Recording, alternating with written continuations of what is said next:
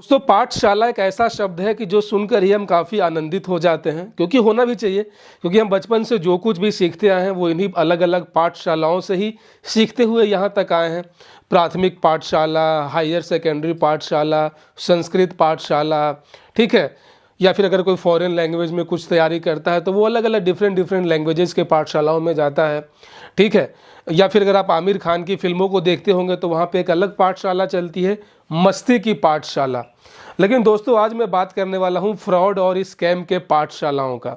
जी हाँ दोस्तों, आपने बिल्कुल सही सुना। आज मैं बात करने वाला हूँ स्कैम और फ्रॉड करने का पाठशाला, ठीक है। यहाँ पे अलग अलग किस तरीके से लोगों के साथ फ्रॉड किए जाएं, किस तरीके से स्कैम किए जाएं, और लोगों के हार्ड जो अर्न मनी है उसको किस तरीके से कमीशन के रूप में जो है हम उसको लूटें, उस पाठशाला के बारे में बात करने वाला हूं, जो कि है नेटवर्क मार्केटिंग का पाठशाला। नेटवर्क मार्केटिंग कह लो, चेन मार्केटिंग कह लो, बंदे जोड़ने वाले कंपनीज बहुत बात कर लो, या फिर डायरेक्ट सेलिंग का जो है बात कर लो। नाम अलग अलग हैं लेकिन काम बस एक ही है। और वो काम क्या है और मैंने क्यों शुरू में बोला कि ये जो है एक स्कैम का पाठशाला है, ये क्यों आखिर एक धोखेबाजी और फ्रॉड का पाठशाला है, ये अभी आपको धीरे धीरे करके इस वीडियो में पता चलेगा। वीडियो काफ़ी इंटरेस्टिंग होने वाला है, आप लोग ध्यान से देखना ताकि आपकी आंखें खुल जाएंगी। और बहुत सारे लोग ये बोलते हैं कि यार जो है नेटवर्क मार्केटिंग में ना आपको नॉलेज होना ज़रूरी है। आपके पास जब तक प्रॉपर नॉलेज नहीं रहेगा आपको ये स्कैम ही लगेगा। सिर्फ जब तक आपके पास इसका इन्फॉर्मेशन रहेगा तब तक आप कुछ नहीं कर सकते। तो अकॉर्डिंग टू देम ये कोई रॉकेट साइंस है, ये कोई एक बहुत बड़ा मतलब एक कुछ टेक्निकल चीज़ें हैं जिसमें आपको प्रॉपर इन्फॉर्मेशन और नॉलेज दोनों होना ज़रूरी है। लेकिन दोस्तों मैं आपको बिल्कुल क्लियर कट बता दूं, नेटवर्क मार्केटिंग में क्या है, आपके पास कोई डिग्री नहीं होनी चाहिए। डिग्री इन द सेंस कि अगर आप पढ़े लिखे हैं, नहीं पढ़े लिखे हैं, 8वीं फेल हैं, 5वीं फेल हैं, या आपने कभी किसी स्कूल का जो है शक्ल तक नहीं देखा है, तब भी जो है आप इसके लिए एलिजिबल हैं। तो आप समझ जाओ कि यहाँ पे किसी बंदे का नॉलेज मतलब किसी के डिग्रियों की कोई ज़रूरत नहीं है, उसने एकेडमिक्स में क्या किए हैं इसका कोई ज़रूरत नहीं है। तो अब जो बंदा जो इंडस्ट्री ऐसा है, ये मैं नहीं कह रहा हूँ, जो नेटवर्क मार्केटिंग करते हैं वही कहते हैं, इसको और बढ़ा चढ़ा के इन द सेंस और उसको प्रमोट करते हैं कि ये एक ऐसा इंडस्ट्री है जहाँ पे आपको इन्फॉर्मेशन नहीं उसका नॉलेज होना बेहद ज़रूरी है। At the same time they also say कि इसके लिए आपके पास पढ़ा लिखा या फिर डिग्री का कोई ज़रूरत नहीं है। तो जो बंदा पढ़ा लिखा नहीं है, जो जिसके पास कोई डिग्री नहीं है, ठीक है, तो उसके पास सिर्फ और सिर्फ इन्फॉर्मेशन होगा। नॉलेज कहाँ से होगा? नॉलेज तो पढ़ने से ही होती है। खैर वो छोड़ो, हटाओ ये सब बातें।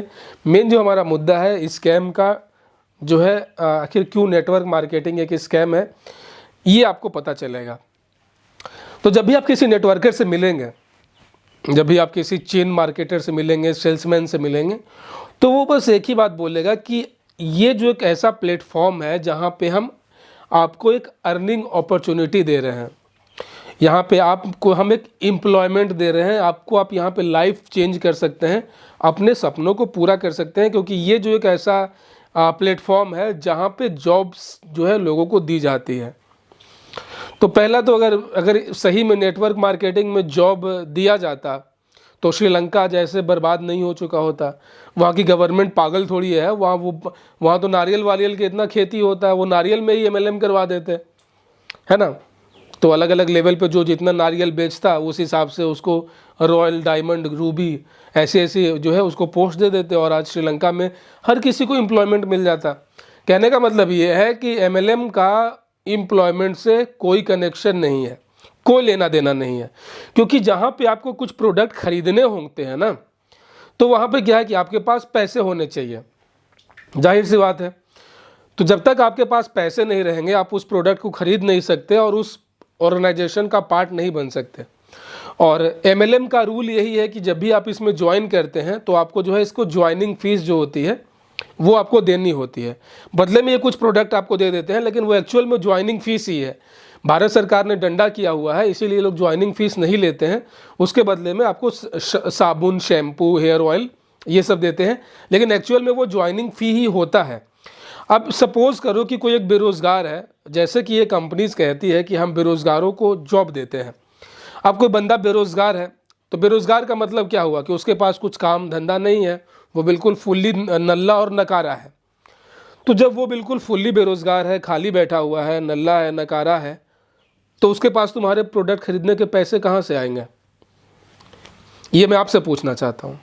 जो पूरी तरीके से बेरोज़गार है, जिसको जॉब चाहिए, जिसके अंदर ये जज्बा है कि मैं काम करूँगा, मैं मेहनत करूँगा, अपने डिग्री का प्रयोग करूँगा, अपनी ताकत का प्रयोग करके मैं महीने भर काम करूँगा और महीने के लास्ट में मैं सैलरी लूँगा, क्योंकि मैं तो बेरोज़गार हूँ।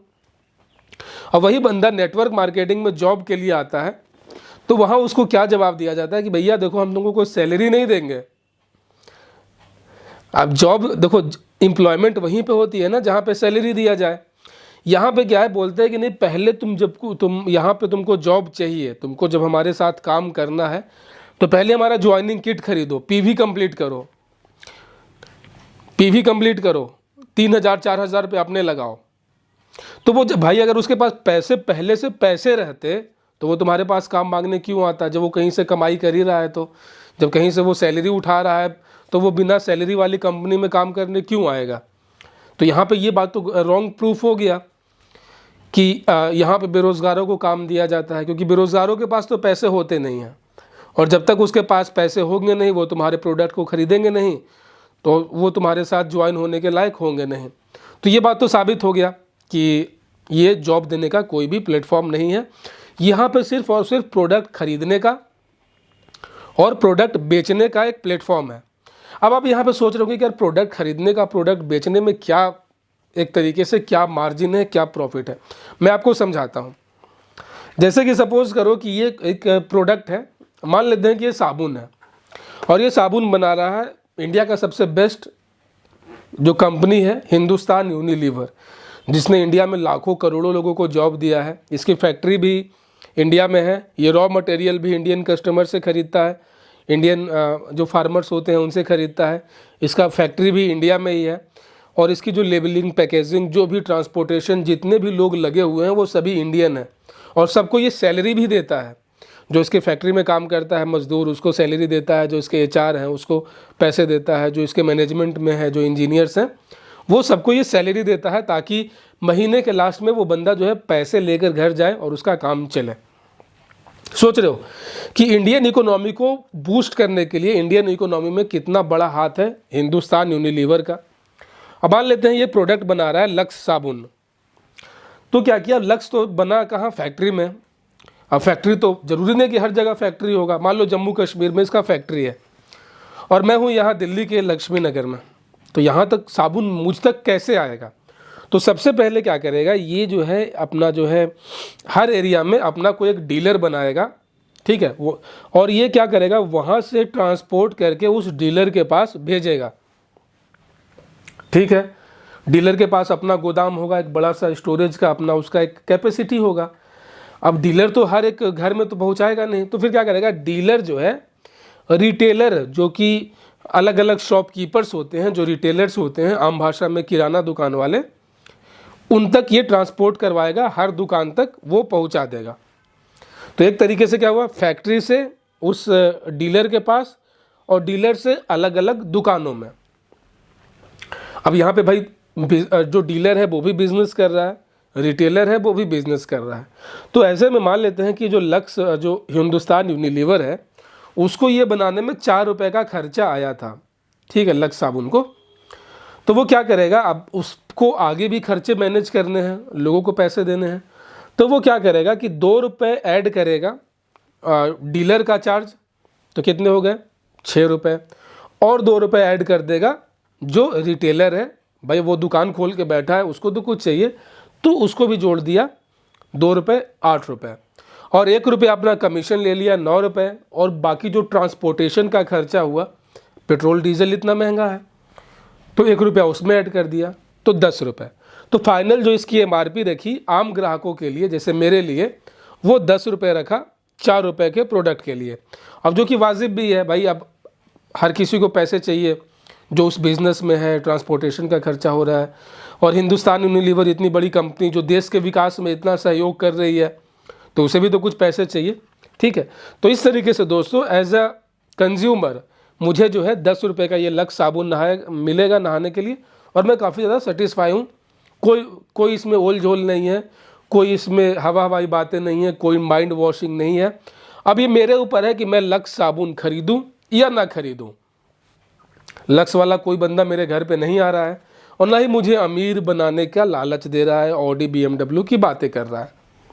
अब दूसरी तरफ एक कंपनी है मेंटीज, एक कंपनी है मेंटीज, वो क्या करती है, वो भी एक साबुन बना रही है और उसको भी बनाने में खर्चा कितने आया, 4 रुपया। लेकिन उसने इसका जो प्राइस रखा वो रखा 40 रुपये।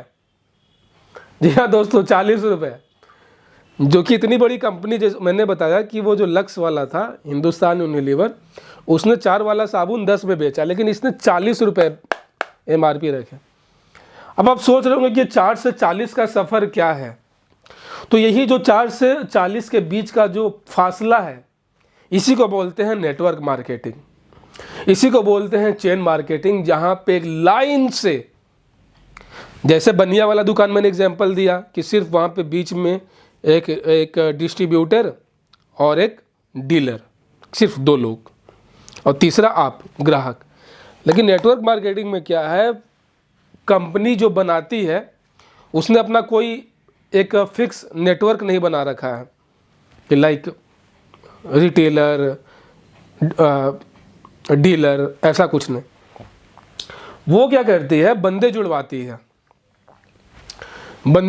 एक चेन बनाती है।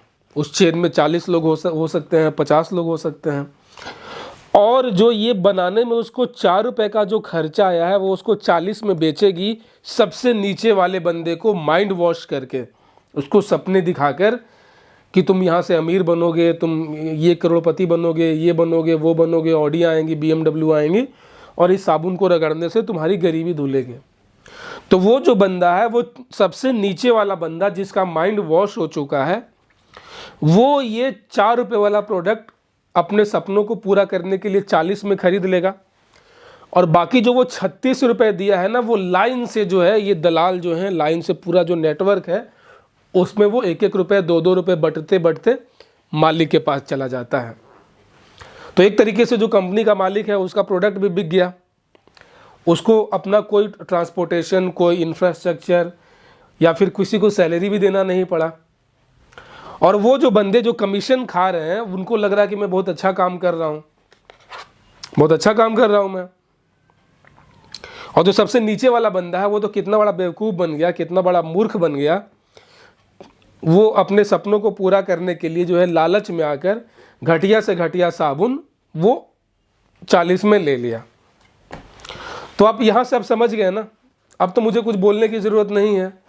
बहुत सारे मुझे रिक्वेस्ट आ रहे थे कि आप इसको डिटेल में समझाएं, तो मेरे ख्याल से इस वीडियो में आपको पूरा डिटेल तरीके से समझ में आ चुका होगा कि आखिर नेटवर्क मार्केटिंग क्यों स्कैम है, और इसमें एक कमीशन खोरी का एक बहुत बड़ा एक नेटवर्क है, जिसमें एक हर लेवल पे कमीशन बढ़ता है, और जो नीचे वाला जो बंदा होता है ना, उसको उसका खून चूस लिया जाता है पूरी तरीके से, उसको सपने दिखा दिखा के।